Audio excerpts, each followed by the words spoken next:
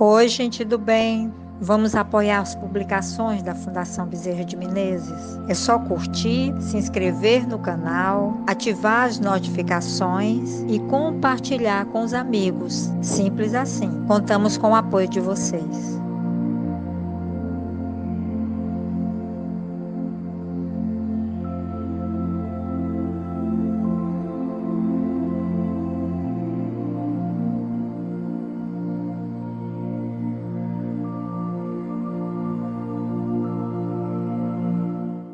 Então, boa noite, meus amigos.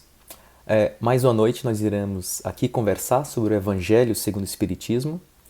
E hoje, dia 22 de setembro de 2022, uma quinta-feira que sempre é realizado esses encontros de estudo na Fundação Bezerra de Menezes, eu fiquei encarregado de facilitar a fala sobre o capítulo 16 deste mesmo Evangelho, que se intitula Não se pode servir a Deus e a Mamon.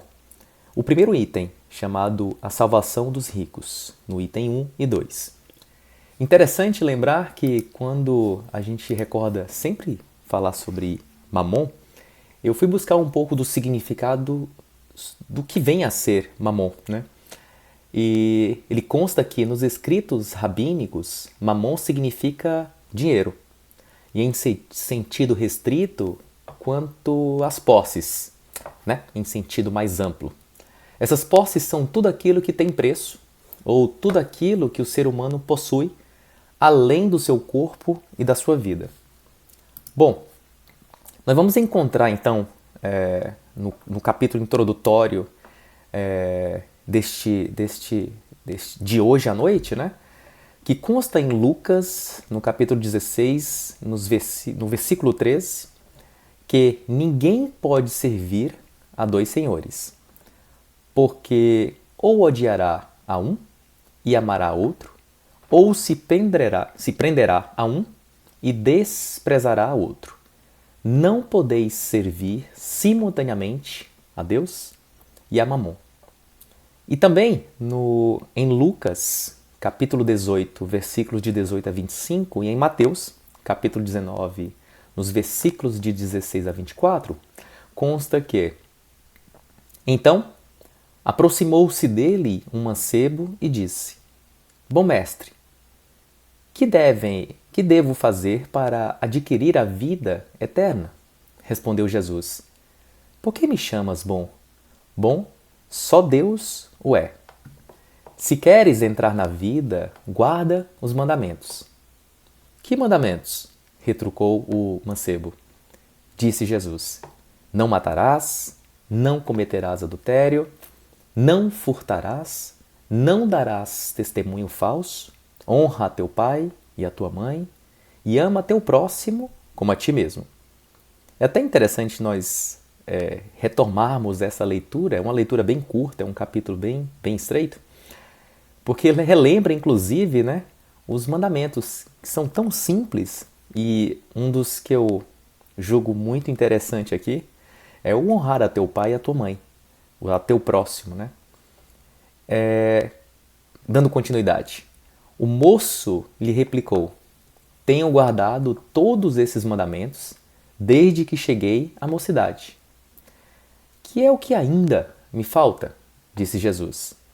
Se queres ser perfeito, vai, vende tudo o que tens, dá aos pobres e terás um tesouro no céu. Depois vem e segue-me. Ouvindo essas palavras, o moço se foi todo tristonho, porque possuía grandes haveres. Jesus disse então a seus discípulos: Digo-vos em verdade que bem difícil é que um rico entre no reino dos céus. Ainda uma vez vos digo, é mais fácil que um camelo passe pelo buraco de uma agulha do que entrar um rico no reino dos céus. E é interessante lembrar que Kardec faz uma pequena menção ao que vem a ser este último parágrafo, que consta tanto em Mateus e em Lucas, principalmente no que se refere ao que ele quis dizer com o camelo, né? Esta arrojada figura pode parecer um pouco forçada, pois que não se percebe que relação possa existir entre um camelo e uma agulha. Acontece, no entanto, que, em hebreu, a mesma palavra serve para designar um camelo a um cabo. Na tradução, deram-lhe o primeiro desses significados, mas é provável que Jesus a tenha empregado com a outra significação. É, pelo menos, mais natural. Então, eu iniciei falando neste capítulo de hoje sobre o que vem a ser o significado de Mamon. E basta que nós possamos ler o que consta em Mateus e em Lucas, eu me refiro aqui ao item número 2, para nós percebermos que ele se refere às riquezas, às posses, o dinheiro. E Jesus, através desse ensinamento, deixa muito claro, ele não faz nenhuma menção à tragédia que é o dinheiro, mas ele trata da escolha entre seguir o que se tem aqui na Terra e viver, perseguir, ser escravo dessas riquezas, dessas posses, do dinheiro, ou seguir a Jesus. Então ele, conhecendo a natureza interna das pessoas, dos seres humanos aqui na Terra, ele propôs, ele indagou esse jovem perguntando: vai, vende tudo o que tu tens e, aliás, desface de tudo que tu tens e o dinheiro que tu pegares com este valor, doa tudo aos pobres. O moço, lógico, tendo dito cumprir todos os mandamentos, que inclusive eu friso aqui foram muito interessantes de serem relembrados no Evangelho, se entristeceu e disse: como é que eu posso me desfazer de tudo que eu tenho, doar tudo que eu tenho, e aquilo que eu vender e o dinheiro que eu arrecadar da venda de todas as minhas posses, eu ainda doar aos outros e seguir Jesus? De uma maneira geral, a gente consegue compreender que ele escolheu não vender as suas coisas, tomar para si todos os bens que ele possuía e adiar, talvez, o que seria o seguir Jesus, os bens que o amor pode proporcionar por seguir Jesus. É uma tarefa bem difícil. Eu me pergunto se eu faria o mesmo. Eu me pergunto se vocês agora que me escutam fariam o mesmo.